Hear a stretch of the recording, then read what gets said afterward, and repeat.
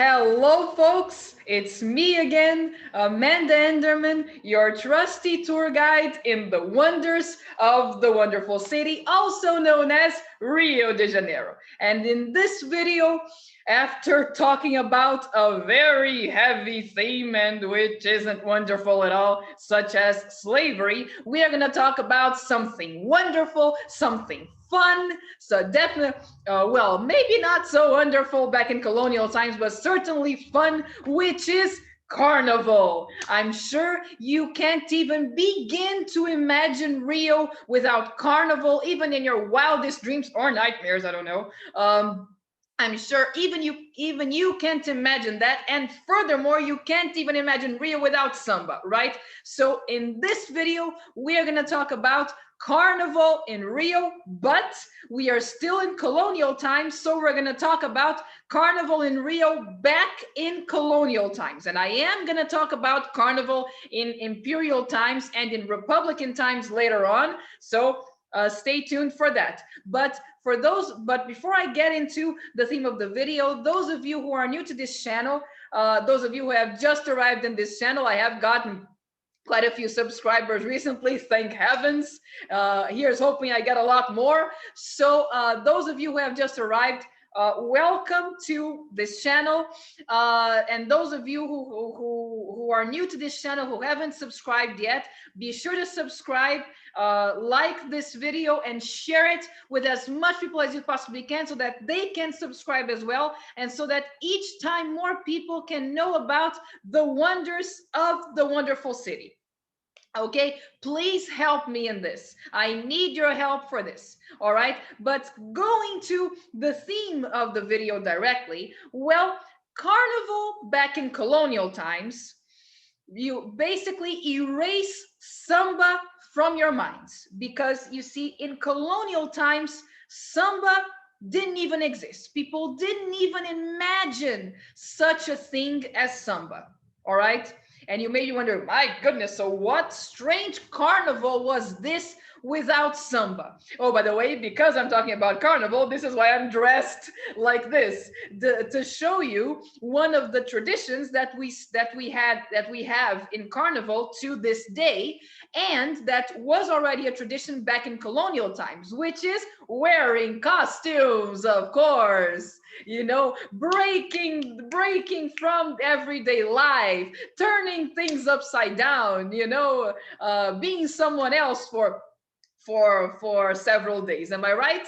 So, and in this case, of course, I'm dressed, as you can see, as kind of a Columbine. So what do you think? You can like and subscribe the channel because of my very creative costume. So anyways, so Carnival back in colonial times was also known as Entrudo. And well, basically Entrudo, and I'm gonna share my screen here so you can see. So this is one of the earliest paintings that we have from an artist called Debré of the Entrudo. As you can see, it was a mess. Think of Hell Week at college, but all over the city, everyone is doing Hell Week. This was Entrudo in Rio back in colonial times. You can see that the guy here is putting a flower in the woman's face, and here's a guy throwing water at the woman as well. And here people have these bags over here, and eggs that they're getting ready to throw at people. So this is what people did. They would throw eggs at people. They would throw water at people.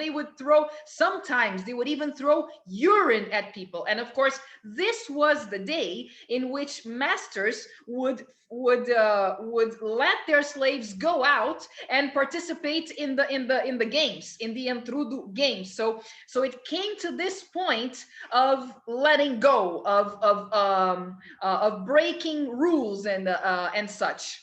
In fact, immediately when I think of Carnival, one thing that comes to mind is also the topsy-turvy music from the song from The Hunchback of Notre Dame, the Disney version, of course. That is the very spirit of Carnival. Everybody's acting crazy, everything is upsy-daisy,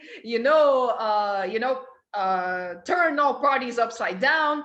This is the spirit, folks. For those of you who are not raised Catholic, so you have no idea what carnival is, this is the spirit of it, just to begin with. And I am gonna explain, and in this video I am going to explain more in detail what carnival is all about, because of course in an English version people are watching from all over the world, from of all sorts of religions and backgrounds. So you probably are wondering, but why, Amanda? So I will explain this, don't worry. But firstly, in Rio, this is what they did during the 3 days before Lent starts. And Lent starts on Ash Wednesday.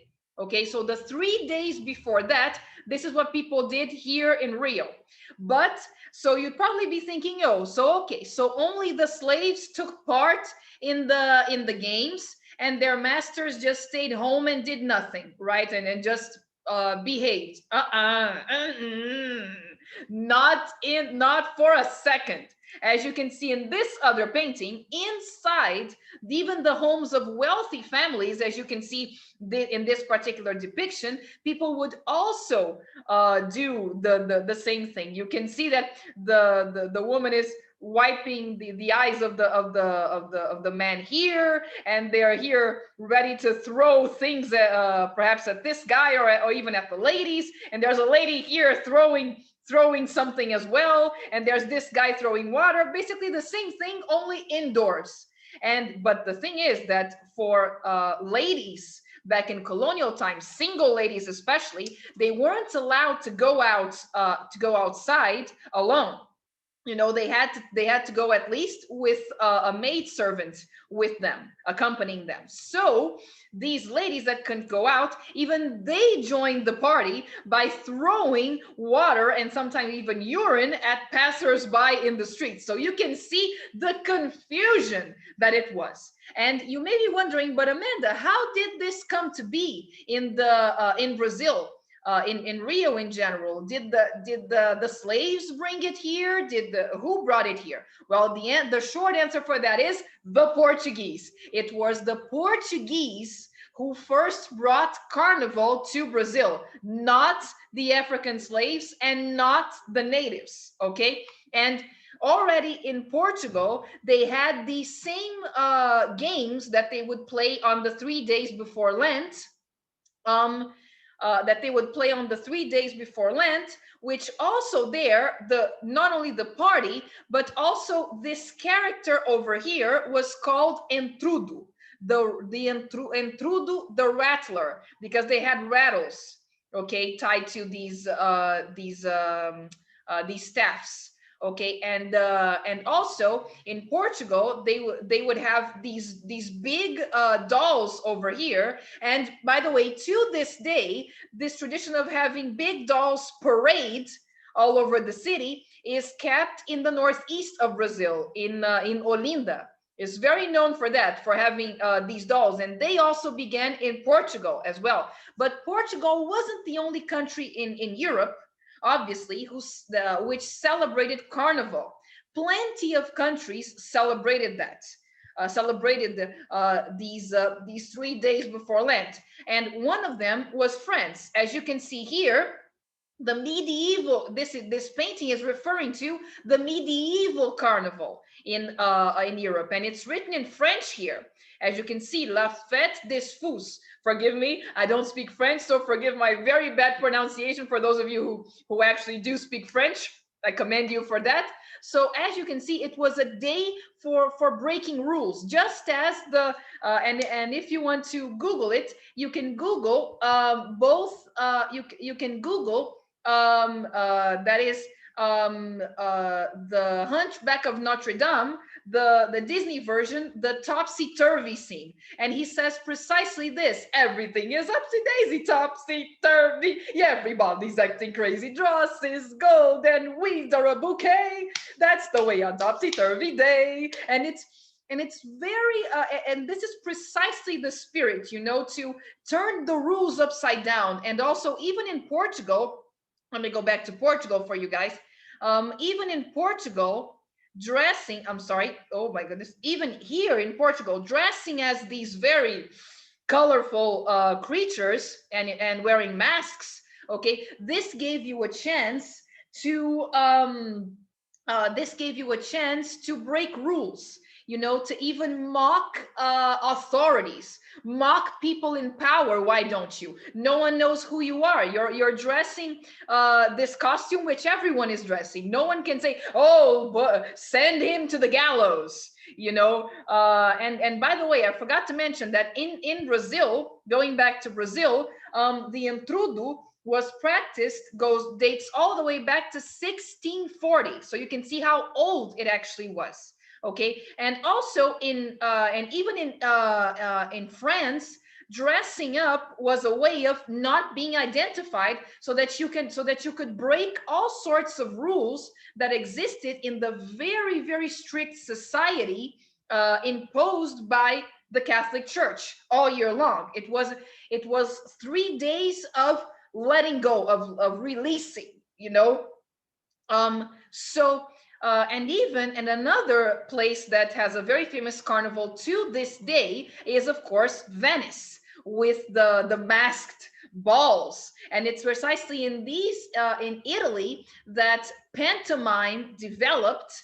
And pantomime is where the Harlequin, Pierrot, and Columbine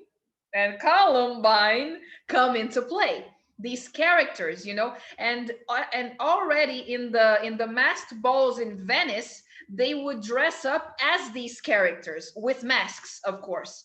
But of course, not these face masks that we're wearing today. These masks, these very fancy ones. Okay, so, and in Venice, the carnival was even older. It was in existence since 1194.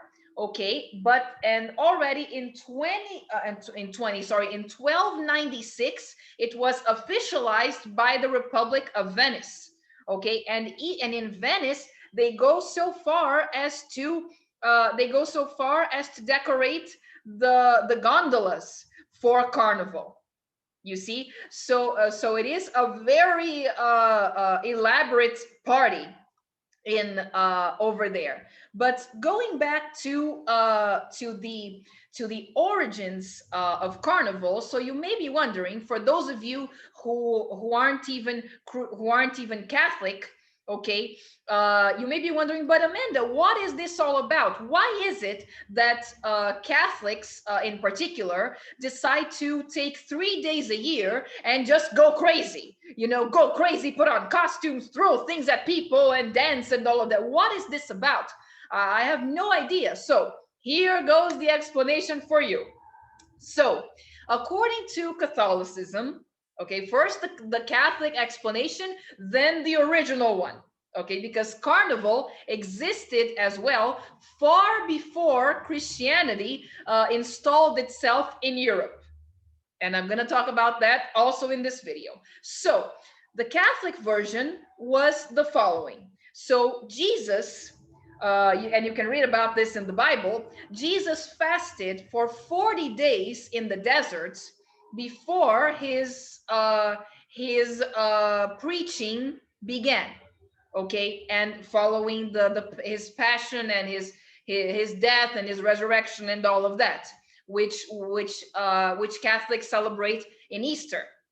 Okay, which is after the 40 days of Lent. So in order to remember the 40 days that Jesus fasted in the desert, Catholics normally, the more traditional ones at least, they adopt several practices of abstinence during the 40 days, from starting on Ash Wednesday and ending in Easter. All right, and I'm not sure if it ends in Palm Sunday or all the way in Easter Sunday. Okay, I'm never quite sure of that, but it ends in Easter, and it's 40 days. So it's 40 days in which you fast, but fasting does not mean no food. It's not like Ramadan, for instance, where they spend the whole day without food or water, or Yom Kippur or anything like that. No, fasting for the Catholics involves abstaining from meat and alcohol. normally. So normally the more traditional Catholics, they either only eat vegetables during the whole 40 days, or they only eat vegetables and fish during the whole 40 days. Okay. And others, even more devout, even abstain from intercourse in those days. Okay, the really really strict ones. But the most common thing, even among the traditional, the more traditional ones, is to abstain from basically partying as well, basically partying, meat, and alcohol, basically. Okay, so because of this, and as I said before, well, nowadays we in the West, even Catholics, lead far more secular lives than they used to in the Middle Ages. In the Middle Ages, and even in the Renaissance, but even more so in the Middle Ages and in ancient times, as I said in the Praying in Rio video, a person's religion literally was their life. People thought nothing of going to church every single day. In fact, the church went as far as to dictate what time you could eat during the day, which was after morning mass. From there comes the word breakfast. Only then could you break your nightly fast. So this is how strict things were, among other things. So during Carnival, it was a time when people basically let loose, where people broke all of these rules. Okay, so it's like before you abstain, knock yourself out, eat, guzzle up all the meat that you could possibly eat, and drink all the wine that you could possibly drink. You know, and also this in the Middle Ages, this was also because since people were forbidden to eat meat in particular, dictated by the church, it would spoil their supplies of meat. uh, and if you're wondering about that, try leaving a piece of beef outside of your refrigerator for 40 days, then tell me what happens. So it was also a party meant to encourage people to burn up their stocks of meat. All right. But the thing is that Carnival absolutely did not begin with the Catholic Church. It was already in existence even in pre-Christian Europe. Okay. And the reason for this was the beginning of spring, plain and simple, because already by nature itself ordains that during winter, which in the northern hemisphere is November, December, and January, people had to withdraw. They had to abstain from even food. There was no the only food that you had during winter was whatever you was the grains that you harvested back in August and in September. It was the only food that was available at this time, at winter time. And of course, there was no wine because no grapes during this season. So people actually had to abstain, and they had to eat very frugally. Also, even the grain that they had to eat very frugally so that it would last all through winter. So it was a very scary time and a very austere time as well. So in February, in the month of February, is when, either depending where you are in Europe, either the first spring rains, the rains that precede spring, come, or the ice begins to melt. So either the ice melting or the spring rains coming means that right before that is time to sow the seeds for the next spring, because then they'll get water from the rain. And also it means that, oh my goodness, the austere times are almost over, so I can let loose just a little bit. And well, after we've all been through quarantine in 2020, and some even now as I speak are might be locked down and such.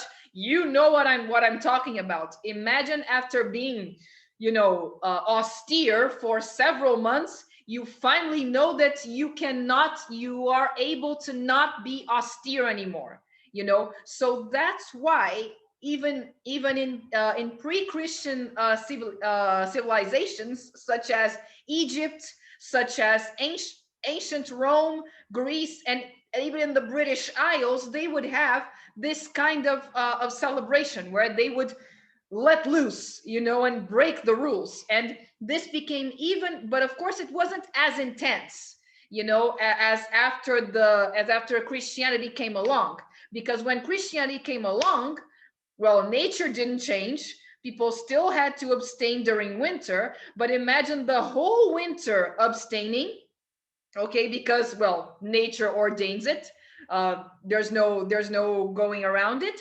And after it, you still have Lent, where you have to continue abstaining until April, you know. So it would be abstaining from November until April. So my goodness. And when the church gave people 3 days break in the middle of these in the of these long months, people would go wild. They would go crazy, you know.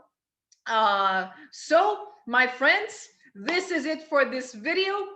This is the whole explanation about carnival and of course its meaning.